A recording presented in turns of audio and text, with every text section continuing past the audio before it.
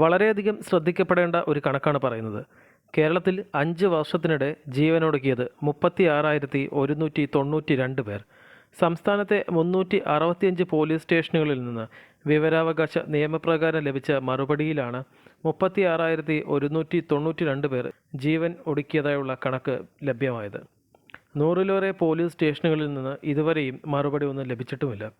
ഇതുകൂടി ലഭ്യമായാൽ മരണസംഖ്യ 50,000 കടക്കാനാണ് സാധ്യത.